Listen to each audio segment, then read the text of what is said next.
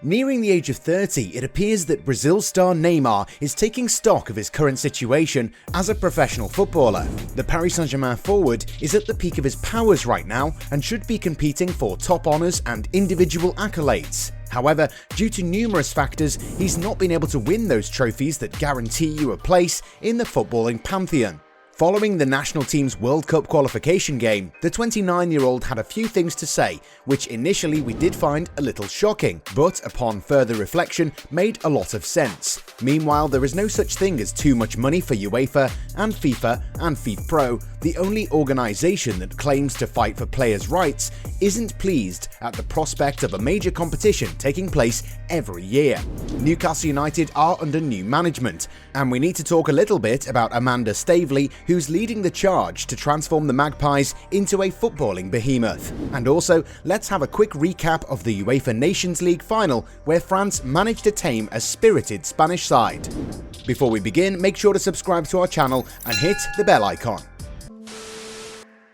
Didier Deschamps decided to try out a new system during the international break that saw France switch to a 3-4-3 formation. The first exhibit of this system was in the game against Finland, where it worked effectively. However, the same system saw Les Bleus concede 3 goals in 2 games. First, they won 3-2 against Belgium in the UEFA Nations League semi-final, and then they managed to vanquish Spain 2-1 in the final. And while they did concede a few goals, the reigning world champions did play an attractive brand of football. Jules Koundé, for instance, finally managed to play as a central defender and came back to life. For a long time, Lucas Hernandez was getting all the plaudits. This time around, Theo Hernandez showed that he's as good as his brother. The AC Milan man put in commanding displays against Belgium and Spain. His role in offensive phases is becoming more prominent in this role. While he was a little careful in the first half, Theo Hernandez came alive in the second period and found a goal for himself.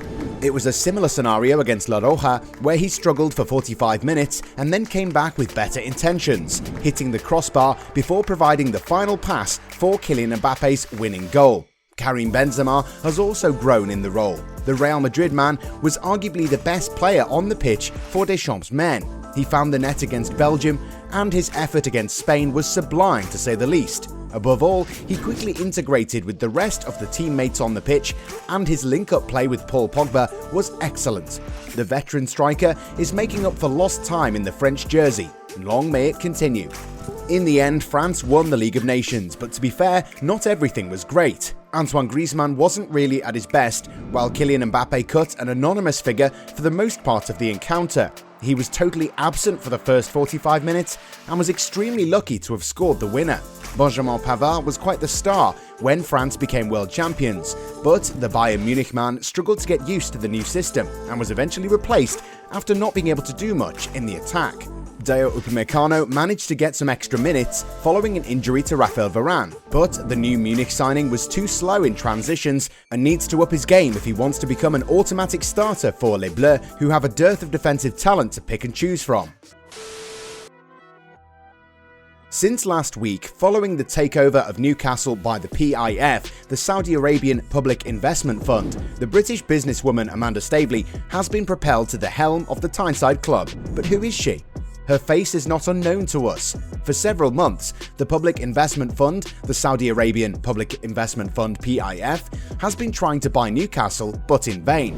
At the time, concerns between Saudi Arabia and Qatar, as well as accusations from humanitarian organisations, prevented any possible negotiations with the Premier League. And each time, this association of investors, PIF, PCP, Capital Partners and RB Sports and Media, was represented by a single face in the English press, that of Amanda Stabley. Since then, the reconciliation between Qataris and Saudis has, as if by magic, solved all the problems, and the PIF is, since last Friday, the new owners of the Magpies, a club bought for €352 million.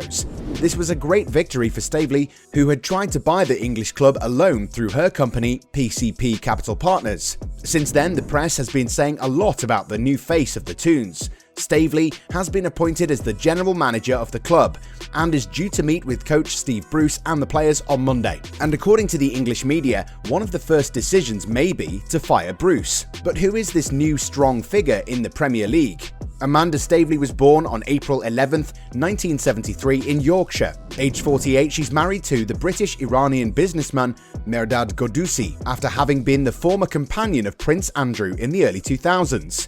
Now a 10% stakeholder in Newcastle through her company PCP Capital Partners, which she created in 2005 and which is based in Dubai, Stabley has a personal fortune estimated at £110 million.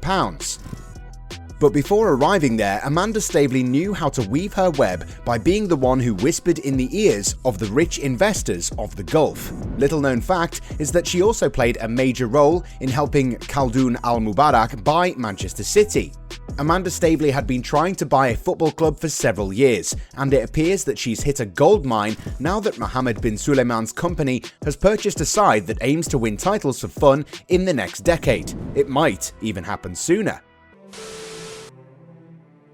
In a letter to FIFA, FIFPro denounced the world governing body's discussions on reforming the World Cup to take place every 2 years. French reports add that French national team captain did not participate in the poll at the request of the French Football Federation. Philippe Piat, the president of FIFPro, was not impressed with FIFA's tactics and says that all the regional governing bodies should boycott a global competition if FIFA switches it to a biannual format.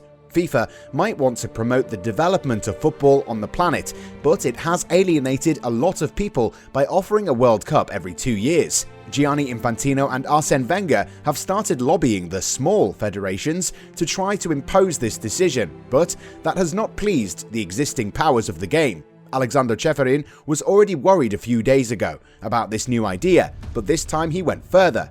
Fearing player fatigue, clubs' refusal to let them go, and industry-wide weariness, the UEFA president said in an interview with The Times that the European body will boycott a biennial World Championship like the South American Federation CONMEBOL, and inevitably a competition without the great European and South American nations would no longer have the same flavour.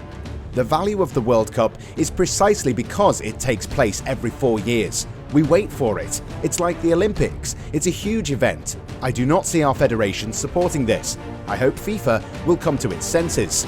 We sure hope so. Every time Neymar goes through a lean patch at Paris Saint-Germain, he finds himself proving people wrong by doing well for Brazil. Following a less than impressive previous campaign, the 29-year-old helped Brazil reach the final of the Copa America, and alongside good friend Lionel Messi, was the standout player of the tournament. At present, Neymar has scored 69 goals in 113 games, but it appears that the Seleção might not be able to call upon his services once the national team's 2022 World Cup campaign in Qatar is done. The experienced forward has revealed that the upcoming World Cup is probably going to be his last one, because he no longer feels mentally strong when it comes to dealing with the pressure of leading the Seleção. I think this, Qatar 2022, will be my last World Cup. I see it as my last because I don't know if I have the mental strength to take care of football. So I will do everything to appear well, everything to win for my country, and to achieve my biggest dream since I was a kid. And I hope I can do it, he said. This would be a huge blow to Brazil, who don't have a lot of players available that can fill Neymar's shoes.